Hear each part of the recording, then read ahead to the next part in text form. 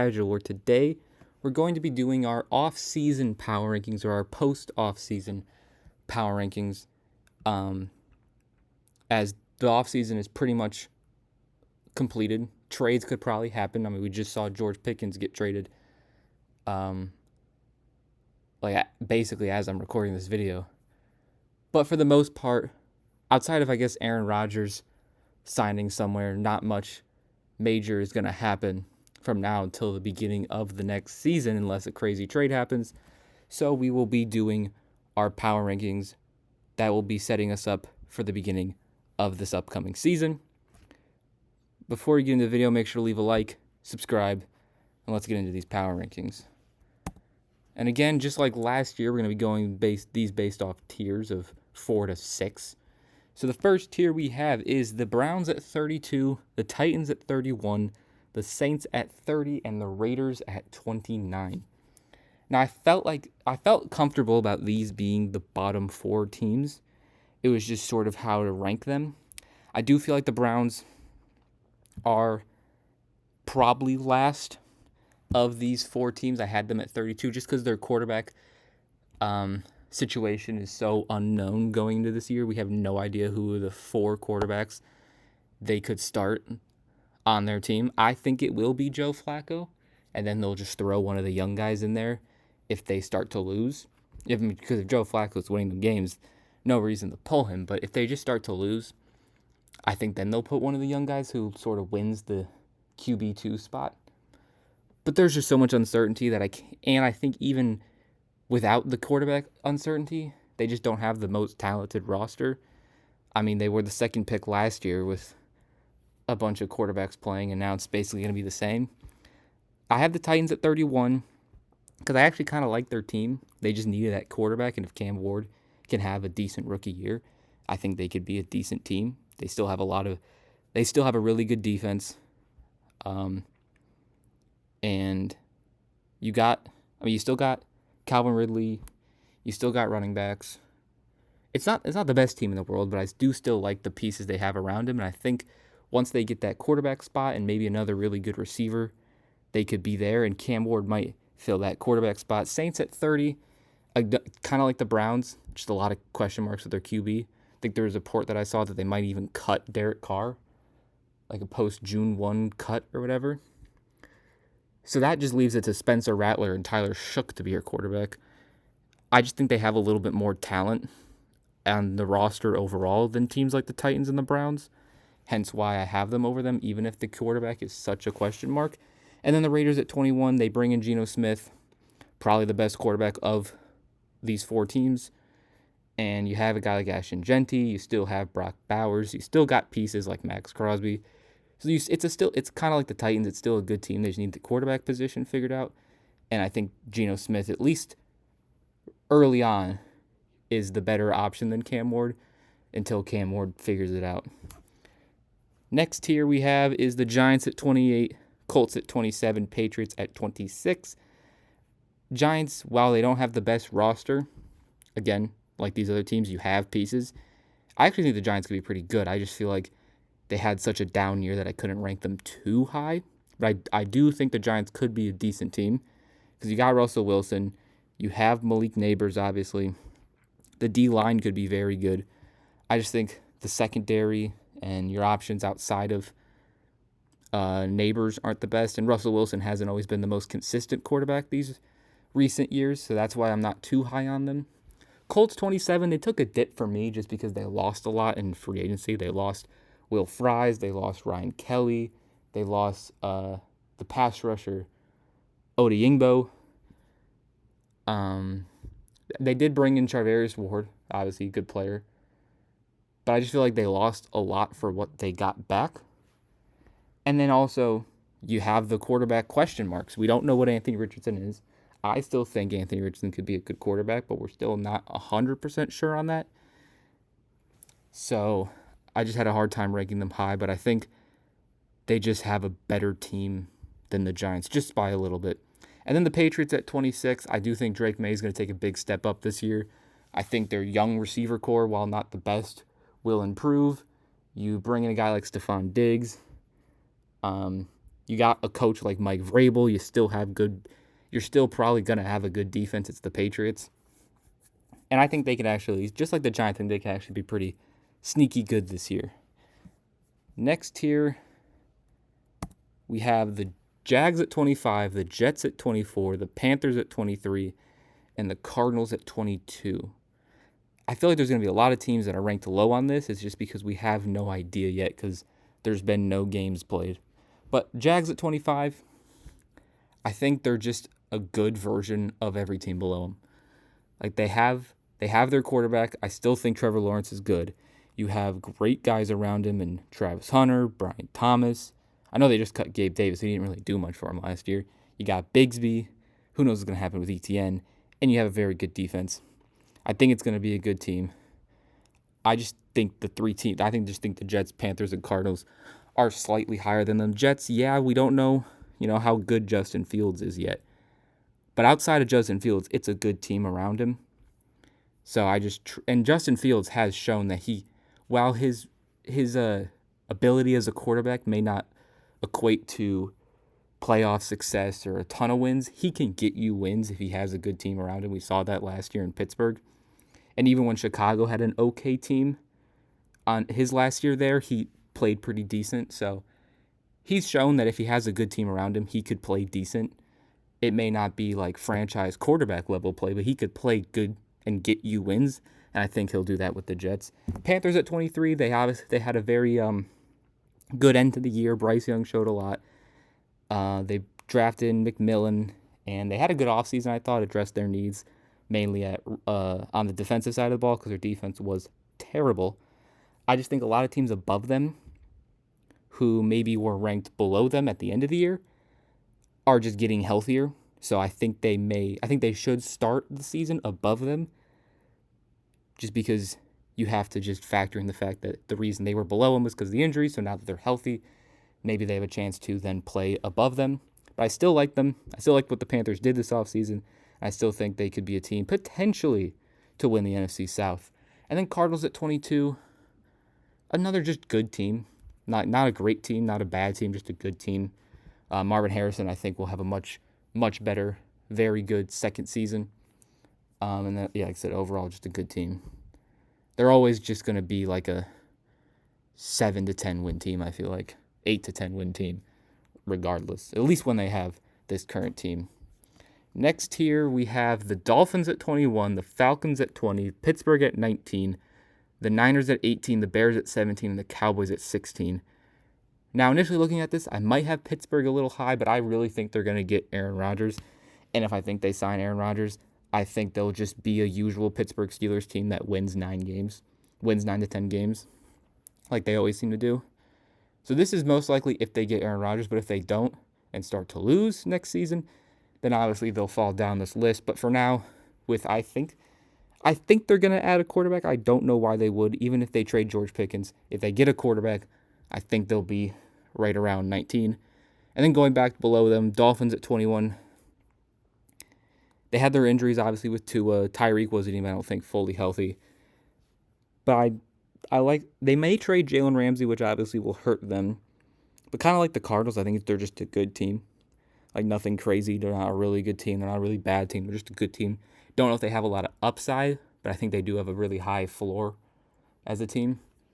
Falcons, Michael Penix now gets to be the quarterback for the whole year. If he continues to build on what he showed towards the end of the year, I think you could see a good season from the Falcons. I think they had a very good draft. They may have given up some picks to trade up, but I think overall the players they got, I think, were good. And I think they'll have a decent season. Another team. I mean, I think anybody can win the NFC South.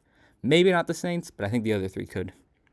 San Fran at 18, again, they are a team that didn't play well last year, but they had a lot of injuries. So I do think them just getting healthy warrants them to be ranked higher. However, I can't have them too high because they lost a lot. They lost Dre Greenlaw in free agency. They lost Talanoa Hufanga. They traded away Deebo Samuel. They lost a lineman, I think. And their team's just getting older. Like McCaffrey's getting older. Kittle's getting older. Trent Williams is still getting older. So I just don't know if they can maintain that level of success.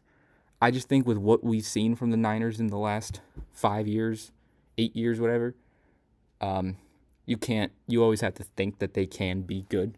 So I just found it a hard time ranking them too low. I just think I trust what these other teams have going into the year more than the Niners.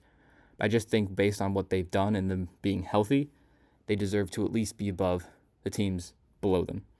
Bears at 17, a team that didn't have the best record, but they made a lot of good improvements, completely overhauled the O-line. You bring in Ben Johnson as your coach. I like what they did in the draft as well, helping out Caleb Williams with guys like Colston Loveland, Luther Burden. You still have more. Dunze's entering his second year. Who knows? They might sign a guy like Nick Chubb out of free agency. I do expect good, big things for the Bears. A lot of improvement. I don't think they'll necessarily contend for the NFC North with how good that division is. We haven't even had an NFC North team on here yet, but I do think they can easily sneak in the playoffs with like a 8 to 10 win season. And then the Cowboys at 16. You get a guy like Tyler Booker to keep building on that O-line that is sort of losing those players to retirement now, like Zach Martin just retired. So that really good Cowboys O-line is now sort of ending. But now you're bringing in these new guys, Tyler Smith, Tyler Booker. You have Tyler Guyton, a lot of Tylers on that O-line. And then obviously they trade for George Pickens. You bring him next to CeeDee Lamb. You still have Micah Parsons. Dak's getting healthy. Yeah, the running back situation isn't the best. You lose Rico Dowdle, and now your running back room is, I think, Javonte Williams and Miles Sanders. So that's not the best. But some teams can have success without good running backs. And I think if the Cowboys are healthy, that they're still going to be good. Yeah, they didn't have a good season, but they consistently get double-digit wins when healthy. And I think they have a very solid team. I just think based on what they did last year, even though they were injured, I'm going to put the other teams above them. But I do like what the Cowboys did, and I do think they'll go right back to contending for the NFC East. Because I'm pretty sure there hasn't been a repeat NFC champion in like forever. So I know there's the Commanders as well, but I think you can put the Cowboys, if they're healthy, like every team, right back into that conversation. Next tier is the Seahawks at 15, the Bengals at 14, Texans at 13, Packers at 12, and the Chargers at 11. So this is kind of like a tier of teams that were good last year, except for the Bengals, but that were good last year. I just don't know if they made the improvements to catch up with the teams necessarily above them. Seattle, they swapped Geno. They pretty much just like swapped players around. They swapped Geno with Sam Darnold. I still don't know who I would rather take. Just now, as a quarterback in general, I think I'd rather have Sam Darnold. But maybe for the contract, I'd rather have Geno Smith. But that's a different discussion. It all depends on the situation Sam Darnold's in. But I do think he's in a good situation here in Seattle. And then they swapped Metcalf out with Cooper Kupp. So it's still a good team. I still think they're going to do well. Sam Darnold, we saw with a good situation. He played very well in Minnesota. I don't think Seattle has quite the same situation that Minnesota did for Sam Darnold, but I do still think they have a good enough situation for him to have a good season. So I have them up there at 15. Bengals at 14. If their offense is healthy, they'll be able to score with anybody. It's all about the defense and all the question marks and holes they have on that defense. But they almost made the playoffs last year, so I think they can contend for a playoff spot again. I just don't know if they'll be able to get it with how bad that defense is. Then pretty much the Texans, Packers, and Chargers are mainly the teams that are good. I just don't know if they made the improvements necessary to get up to that next level of teams. Texans, you lose Stephon Diggs, you lose Tank Dell for this season, and you bring in the two Iowa State receivers. You bring in guys like Christian Kirk to play alongside Nico Collins. The defense is still going to be very good. They still have Anderson and Hunter. They still have a very good young secondary. Their defense is still going to be very good, if not better. I just don't know if I trust that O-line. Yeah, they did an overhaul in the O-line, which was needed. They get rid of Laramie Tunzel. They get rid of Kenyon Green. They did bring in C.J. Gardner-Johnson in the Kenyon Green trade, which I thought was a very good pickup for them. So they kind of overhauled that O-line. So we'll have to see how that overhauled O-line performs. I just have a hard time ranking them super high without knowing how that O-line will play. But if that O-line is serviceable or better, they're going to be a very good team. I just think the question marks on the O-line, just like the question marks on the Bengals defense, is too much for me to put them too high. But I don't think the Texans O-line and Bengals defense is too far off from putting the team as a whole in a spot to be very good. And then the Packers and Chargers kind of just stayed the same. Packers, you add guys like Matthew Golden in the draft. Chargers bring back Mike Williams.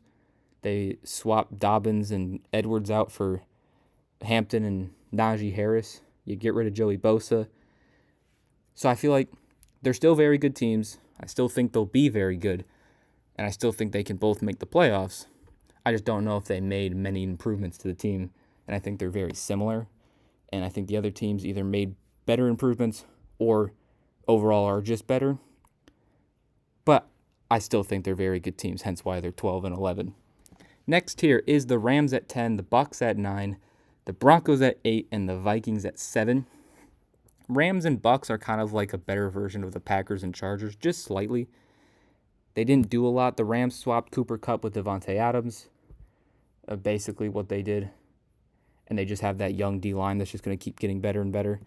And then the Bucs, you get Chris Godwin back healthy. You bring in Emeka Egbuka, which I like. And then overall, their defense, guys like Baker Mayfield, Bucky Irving, their O-line, are just going to get better. I just think they have better young pieces than the Chargers and Packers, hence why I think they can take a little bit better of a jump than the Packers and Chargers, despite all four of them maybe having not as big of additions to the team. And then the Broncos and Vikings I thought had great off seasons to put them potentially in that high tier of teams.